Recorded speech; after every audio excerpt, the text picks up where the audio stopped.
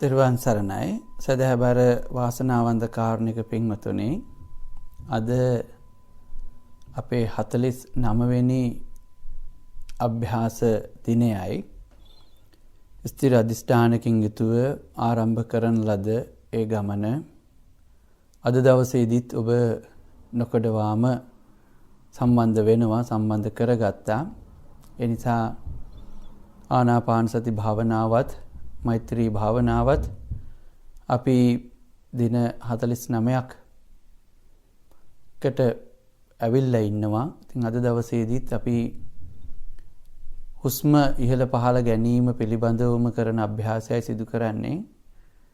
ඒ වගේම සංක්ෂිප්තයක් හැටියට ගත්තොත් අපි අද දවස වන විට ආනාපාන සති භාවනාවේ ප්‍රථම චතුස්කයේ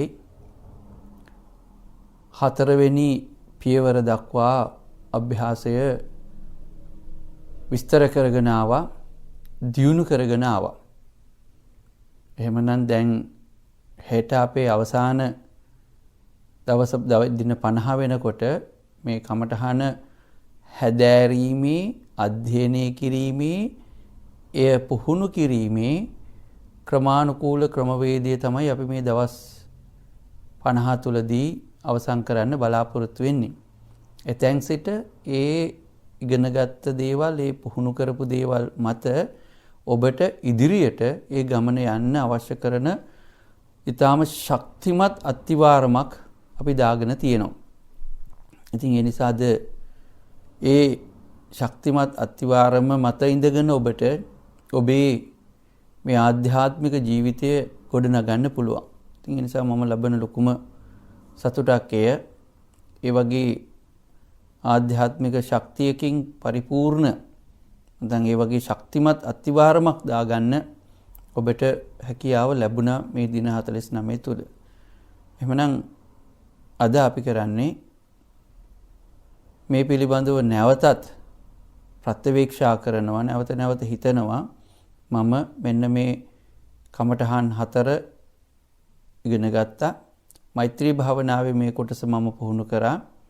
ඒ නිසා අද දවසේදීත් මම එය නැවතත් බලනවා. මම මේ 49 වෙනි දිනේ වෙනකොට කොතනද ඉන්නේ? මගේ සංවර්ධනය, මගේ දියුණුව මොන තැනටද මම ඇවිල්ලා ඉන්නේ කියන එක තමයි අද දවසේදීත් ඔබ බලන්නේ. එතකොට හෙට දවසේදී අපි ඉදිරි සැලැස්ම අපි ඊළඟට මොකද්ද කරන්නේ?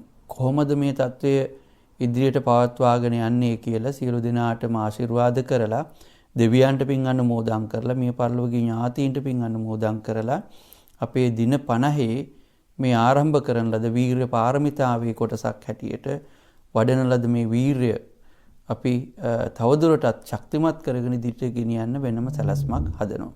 ඉතින් ඒ නිසා දැන් කල්පනා කරගන්න අද දවසේදී අපි තෙරුවන් නමස්කාර කරලා අපේ අභ්‍යාසය ආරම්භ කරනවා. දෙවෙනුව සිහිපත් කරන්නට තියෙන්නේ දැන් මේ දියුණු කරපු පැත්තයි. ඒතකොට මේ දියුණුවේ යම් අඩාලත්වයක් ඔබට දැනෙනවා නම් ඇයි ඒ අඩාලත්වය කියන එකට ප්‍රධානම හේතුව තමයි ඔබේ පුහුණුව අඩුවීම. ඒ පුහුණුව අඩුවීමට හේතුව තමයි පංච නීවරණ ධර්මයන් ක්‍රියාත්මක වීම. සමහරවිට පුහුණුව හුඟ කාලයක් කරගෙන ආවත් ඒත් අපි මේ කියන තැන තවම නැත්නම් ඒකට හේතුවත් පංච නීවරණ ධර්මයන්මයි. ඉතින් ඒ නිසා ඒක පෙර භවවල අපි අඩුවෙන් මේ පුහුණු කරලා ඇති. ඒ නිසා තවම අපි මෙතන ඉන්නවා. ඒ නිසා අපි දැන් වැඩි වැඩියෙන් ඒක පුහුණු කරනවා. එතකොට වෙන්නේ මොකද? අපිට මේ භවයේදීම ඒ ශක්තිමත් කරගන්න පුළුවන්. බැරි වෙලා හරි අපි හිතන තැනට මේ භවය තුල යන්න බැරි වුණොත් අපිට නුදුරු භවයකදී හරි ඉක්මනට ඒ තැනට යන්න පුළුවන්කම ලැබෙනවා. ඒ පුහුණුව අපි ලබාගෙන තියෙනවා. එහෙනම් අදත් අපි මේ අභ්‍යාසය පුරුදු කරමු. සතෝ වස්ස සති, සතෝ පස්ස සති කියන තැන ඉඳගෙන එන්න ඇවිල්ලා තමන් කොතනද ඉන්නේ අන්න ඒ යන තැනට වෙනකන් ශක්තිමත්ව, වීර්යවන්තව නාසාග්‍රේ දිහාම බලාගෙන හුස්මට යොමු කරගන්න. තව ඔබ මේ ටිකේ තේරුම් ගත දෙයක් වෙන්නේ නැති S2 ඔහේ ඉස්සරහට තියන් හිටියොත්, S පියාගෙන හිටියත් S2 ඔහේ ඉස්සරහා තියන් ඉන්නවා නම් ඒක නිකන් හරියට විවෘත ආරාධනාවක් වගේ තමන්ගේ පංච නීවරණ ධර්මයන්ට හිතට එන්න. ඇස් දෙක පියාගෙන නාසාග්‍රේ දිහා බලාගෙන ඉන්නකොට හිතෙන්නේ මේවට නිකන් අපි ඒවා ආවරණය කරා වගේ එන්න තියෙන පාරවල් වැලැක්වුවා වගේ. මොකද ඇස් දෙකෙනුත් ඔබ මනසින් නාසය දිහා බලන් ඉන්නේ අර දොරටු පාලයා ඇතුළට එන අය පිටට එන අය දිහා බලන් ඉන්නවා වගේ ඔබ ඒක කරන්නේ. ඒ වගේම ගහ ඉරන කෙනා කියතෙන් එහාට මෙහාට කියත උඩට යටට අදිනකොට ඒ ලණුව ගහපු තැන කැපෙන තැන දිහා බලන් ඉන්නවා වගේ අපි මේ දේ කරන්නේ. එතකොට ඒ නිසා ඔන්න තව එකක් අපි මතක තියාගන්න ඕනේ. යම් අසාර්ථක භාවයක් වුණා නම් අර S2 ඔහේ අරගෙනම කියන්නේ S2 පියාගත්තත් ඒක විවෘතව තියන් ඉන්නවා එක තැනකට ගන්නේ නැතුව. ඉතින් මේක හුඟ කාලයක් අපි එහෙම S තියාගෙන ඉඳලා තියෙනවා. හේතුව සමහර ਵਿਚාර මත තියෙනවා බුදුහාමුදුරුවෝ එහෙම දෙයක් දේශනා කළා නැහැ මේ නාසාග්‍රේ දිහා බලාගෙන ඉන්න කියලා. එහෙම එකක් බුදුහාමුදුරුවෝ දේශනා කරලා නැහැ කියලා එක එක්කෙනා අදහස් පළ කරනවා. සමහරවිට ඒව ගැන හිතලා බුදුහාමුදුරුවෝ දේශනා නොකරපු දෙයක් අපි මොකද කරන්නේ කියලා හිතලා කෙනෙක් ඔහේ S2 තියන් ඉන්න පුළුවන්. නමුත් ඔබට තේරෙවි අර විදිහට බලන් ඉන්නකොට වෙන්නේ මොකද? තමන්ගේ හිත ශක්තිමත් වෙනවා. S2 වහගෙන හිටියත් මනසින් නහයට හිත යොමු කරගෙන ඉන්නකොට අර ඉස්සරහට යන්න තියෙන සිතුවිලි ගොඩාක් වෙලාවට වලකිනවා. ඒ නිසා ඒ පොයින්ට් එකත් අද හිතේ තියාගන්න. සමහරවිට මෙච්චර කාලයක් තවමත් ඔබට යම් දියුණුවක් දකින්න බැරි නම් තවමත් හිත විසිරෙනවා නම් ඒක කළා බලන්න. එතකොට ඔබට දැනේවි ඒ සිත විසිරෙන ගතිය ගොඩාක් අඩු වෙනවායි කියලා. එහෙනම් අපි ආරම්භ කරමු.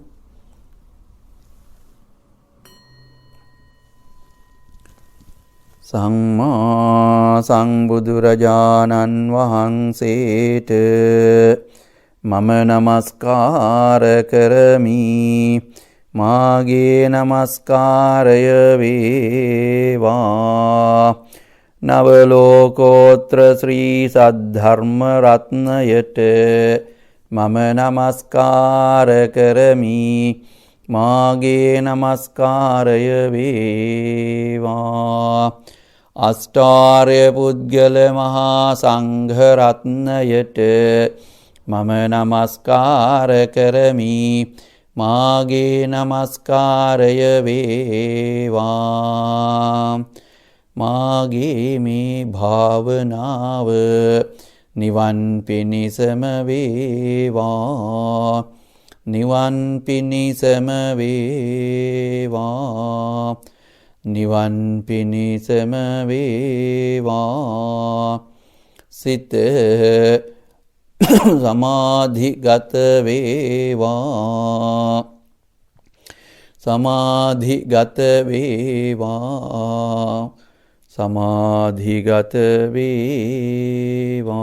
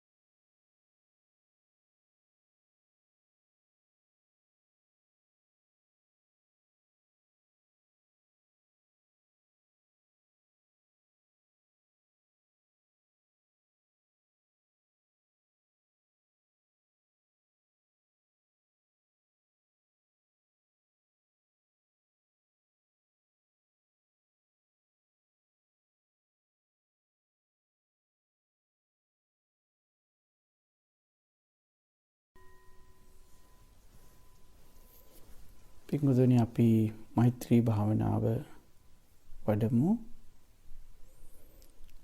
අහං අවීරෝ හෝමි අභ්‍යාපච්චෝ හෝමි අනීඝෝ හෝමි සුඛේ අත්තානං පරිහරාමි.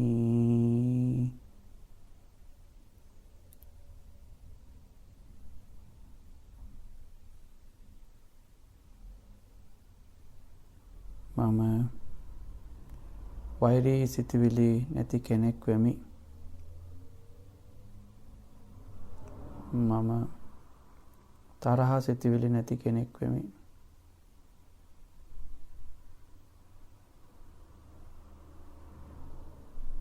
මම කායික දුක් වලින් තොරව නිදුක් නිරෝගී කෙනෙක් වෙමි.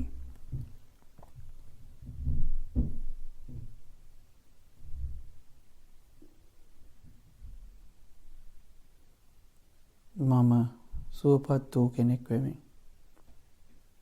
එසේම මගේ ආචාර උපාධ්‍යයන් වහන්සේලාද ගුරුවර ගුරුවරියෝද අවෛරී වූවෝම වෙත්වා, තරහ සිතුවිලි නැත්තෝම වෙත්වා,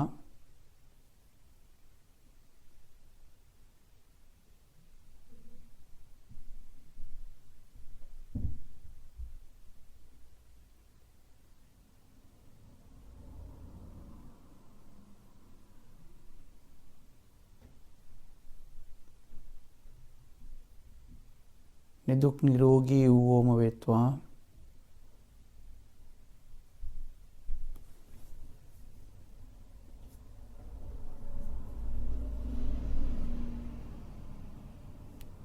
තමාව මැනවින් පරිහරණය කෙරෙත්වා. මාගේ දෙමාපියෝද සහෝදර සහෝදරාදීහුද ඥාති හිත මිත්‍රාදීහුද මට වඩාත් සමීප වූවෝද මට මධ්‍යස්ථ වූවෝද මා සමග උරණ වූවෝද තරහ වූවෝද වෛර කරන්නෝද අවෛරීම වෙත්වා, තරහ නැත්තෝම වෙත්වා, ලෙඩ දුක් නැත්තෝම වෙත්වා, සුවසේ වෙසෙන්නෝම වෙත්වා.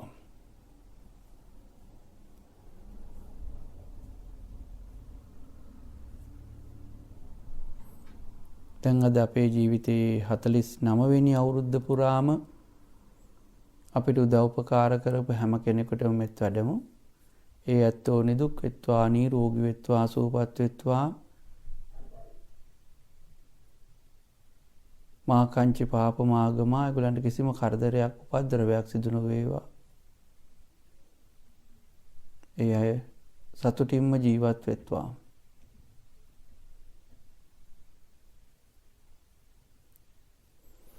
ඒ වගේම අද මගේ 49 වෙනි වසර අවසන් වුණා. ඉතින් ඒ වගේම ඔබ දවස් 49ක් මා සමග මේ ආධ්‍යාත්මික ගමනේ ආවා. ඉතින් ඒ නිසා ජීවිතයේ හැම උපන්දිනයකටම වඩා සුවිශේෂී හොඳම උපන්දිනය වෙන්නේ මේ උපන්දිනේ. ඒකේ මූලිකම හේතුව තමයි දින 49ක් අද වෙනකොට උපන්දිනේ වෙනකොට මේ කරපු ආධ්‍යාත්මික වැඩසටහන ඔබත් සමග මාව තනි නොකර මගේ පසුබිමින් මේ දින 49ම ඔබ හිටියා. ඒක ලොකු ශක්තියක් වුණා. ඒ නිසා මම ඔබේ ආධ්‍යාත්මික අංශයෙන් මගේ ආධ්‍යාත්මික යම් ප්‍රමාණයකට දියුණුවටපත් වුණාද, ඊට වඩා ඔබේ ජීවිතය තව තවත් ශක්තිමත් වේවා කියලා ප්‍රාර්ථනා කරනවා, මෙත් වඩනවා. මගේ ජන්මදිනය සිහිපත් කරගෙන ඔබේ ජීවිතය ආලෝකමත් කරගන්න ඔබ දක්ෂ වුණා, පින්වන්ත වුණා. සංසාරේ කරපු මහා පින් නැත්නම් ඔබට එහෙම හිතෙන්නෙත් නෑ. ඒ ප්‍රබල මහා කුසල සංඛාරයන් නැත්නම් එහෙම හිතුණත් දින 49ක් මේ වගේ එකට කැපකිරීමක් කරන්න බෑ. මේ වගේ භෞතික ලෝකයක කාමච්ඡන්දය කියන එක ඉහළම තැනක ගිය තැනක ඒවට ඇලී ගැලී ඉන්න සමාජයක ඔබට මේ කැපකිරීම දින 49ක් කවදාකවත් කරන්න බෑ. ඔබ පෙර සංසාරේ පින් කරලා නැත්නම්. ඉතා ප්‍රබල ආධ්‍යාත්මික ශක්තියක් පෙර භවයෙන් ඔබ ගෙනාවේ නැත්නම් අද වෙනකන් ඔබට මේ විදිහට මේ ගමන් මගේ එන්න බෑ. ඒ නිසා සතුටු වෙන්න මම පෙර පින් කරපු කෙනෙක් කියලා. එයයි ඔබේ අභිමානයයි ඔබේ ශක්තිය. ඒ පින දැන් තව මතුවේවි. ඒකයි පිනේ ස්වභාවය.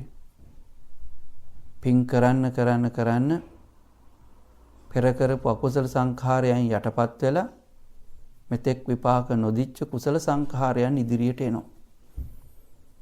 ඒ නිසා ඔබේ හිටින් පස්සේ ඔබේ ජීවිතය සම්පූර්ණම වෙනස්ම ගමන් මගක ගමන් කරන ඔබ නොහිතපු වෙලාවක ඔබේ ජීවිතයට ආශ්චර්යමත් අත්දැකීම් ලබන්න පුළුවන් තැනකට ඔබ අද වෙනකොට හිත දියුණු කරගත්තා කියලා සතුටු වෙන්නට ඕනි. මේ පියවර 4න් කොතනක හිටියත් ඔබ ගත්ත උත්සාහය දින 49ක් පුරා අතිශයින්ම ප්‍රශස්තයි. අතිශයින්ම ප්‍රශස්තයි. එනිසා මේ මෙත් වඩන මොහොතේදී ඔබ හැම කෙනෙක්ම මගේ සංසාරගත කල්යාණ මිත්‍රාංශේ සලකලා සංසාරගත දායක දායිකාවන් හැටියට සලකලා සංසාරගත සහෝදර සහෝදරියන් හැටියට සලකලා ඔබේ ජීවිතය තව තවත් ශක්තිමත් වේවා. ඔබ ප්‍රාර්ථනා කරන යහපත් දේවල් තව තවත් ශක්තිමත්ව ඔබේ අධ්‍යාපනයේ රැකී ආරක්ෂා ඔබේ දරුවන්ගේ අධ්‍යාපනයේ අනාගතයේ ඔබේ දෙමව්පියන්ගේ නිදුක් නිරෝගී භාවය මේ හැම දෙයක්ම මේ දින 49 තුල කරගත්ත මහා උපදවාගත්ත මහා ආධ්‍යාත්මික ශක්තිය තුලින් ඔබ මහා පෞරක් හැටියට ආරක්ෂා කෙරේවා කියලා අපි ප්‍රාර්ථනා කරනවා.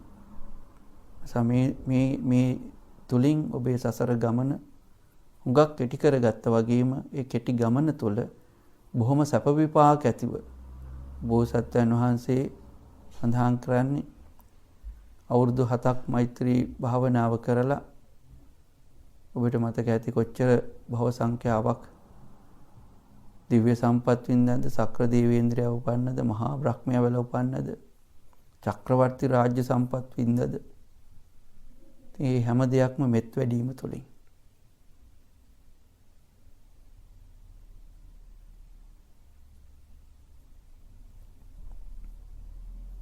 ඒ නිසා ඔබ ගැන ඔබ ආපු ගමන් මග ගැන නැවතත් හිතන්න. නැවතත් හිතන්න. මම මහා පුණ්‍යවන්තයෙක්, මම මහා භාග්‍යවන්තයෙක්. මම මගේ වීරය කියන එක උපරිමයෙන්ම ඇති කරගත්ත කෙනෙක්. ඒ නිසා විරිය සම්බුද්ධංගෙන් පස්සේ එන්නේ පීති සම්බුද්ධංගය කියන එක හැම වෙලාවෙම මතක තියාගන්න. වීරය තුලින්ම තමයි අපිට ප්‍රීතිය ලැබෙන්නේ. වීරිය තුලින් යමක් අපි අත්පත් කරගන්නවා. ඒ තුලින් අපිට ප්‍රීතිය එනවා. ප්‍රීතිය තුලින් පස්සද්ධිය එනවා. එනිසා මේ භාවනා වැඩසටහනින් ජනිතූපින් දෙවියෝ අනුමෝදන් වෙත්වා දිවිසුර වර්ධනය කරගනිත්වා. ඔබ ආරක්ෂා කෙරෙත්වා. දෙවියෝ උතුම් වූ නිවනින්ම සැනසීමටපත් වෙත්වා. ඔබේ නමින් මිය පරලොවගේ සියලුම ඥාතීහු මේ පින් අනුමෝදන් වෙත්වා. මාව පැවිදි බිමටපත් කර මගේ නාහිමිවරු, මාව පන්සලට එක්කගෙන ආපු නායක හාමුදුරුවෝ, අපවත් වෙච්ච සියලුම හාමුදුරුවෝ මේ පින් අනුමෝදන් වෙත්වා. ඒ වගේම මගේ දායබර පියතුමා මේ පින් අනුමෝදන් වේවා. ඔබගේත් මිය පරලොවගේ ඥාතීන් සිහිපත් කරගන්න. ඒ ඇත්තෝ මේ පින් අනුමෝදන් වෙත්වා. සමහර කෙනෙක් අපි දැන් දිගටම දෙමව්පියෝ මෙත් වැඩුවා. ඒත් ඔබේ අම්මා තාත්තා නැති වෙලා ඇති. එහෙනම් දැන් ස්ථිරව ඒගොල්ලන්ව මේ වෙලාවේ හිතට නගා ගන්න. අම්මා තාත්තා නැති වෙච්ච උදවිය මම දින 49ක් මේ හාමුදුරුවොත් එක්ක භාවනා කරා. ආරම්භයේ සිට මට පුළුවන් හැම වෙලාවකම මම සම්බන්ධ වුණා. ඒ පින මගේ මියගිය මෑණියෝ අනුමෝදන් වේවා. ඒ පින මගේ මියගිය පියාණන් අනුමෝදන් වේවා. මගේ දයාබර මෑණියන්ට පියාණන්ට මේ පින උතුම් වූ නිවන් සුව පිණසම හේතු වේවා. ආකාසට්ඨා ච බුම්මට්ඨා දේවානාගා මහිද්దికා පුඤ්ඤන්තං අනුමෝදිත්වා චිරං රක්ඛන්තු ලෝක සාසනං චිරං රක්ඛන්තු දේශනං චිරං රක්ඛන්තු මං පරන්ති. ඉදං මේ ඥාතීනං හෝතු සුඛිතා හොන්තු ඥාතයෝ. ඉදං මේ ඥාතීනං හෝතු සුඛිතා හොන්තු ඥාතයෝ. ඉදං මේ ඥාතීනං හෝතු සුඛිතා හොන්තු ඥාතයෝ. ඒ වගේම ඔබ දැන් දෙනෙත් හැර මේ ලෞතර බුදුරජාණන් වහන්සේ දෙස බලන්න. අද මේසා විශාල මල් සංඛ්‍යාවකින් මේ බුදුරජාණන් වහන්සේ පිදුම් ලබන්නේ මේ වගේ අලංකාරමත් වූ පහන් පූජාවකින් බුදුහාමුදුරුවන්ට අපි පූජා කරන්නේ. බුදුහාමුදුරුව පිරිනිවන් පාල අවුරුදු 2600ක් ගත වෙලත් ඒ බුද්ධ ශක්තිය නිසායි, උන්වහන්සේගේ අපරිමිත වූ පාරමී බලය නිසායි වෙන කාටද මේ වගේ මල් වලින් උපහාර පිදෙන්නේ? ඇයි කෙනෙකුට දවසක් මහන්සි වෙලා මලෙන් මල අරගෙන කොලෙන් කොලේ අරගෙන ඉත්තෙන් ඉත්තේ අරගෙන මේ විදිහට මලක් පිළිවෙලට තියන්න බුදු ගුණමයි මතක් වෙන්නේ. ඒ පිළිවෙල දකිනකොට, ඒ ලස්සන දකිනකොට බුදුහාමුදුරුවන්ගේ හිත කොච්චර පිරිසිදුද?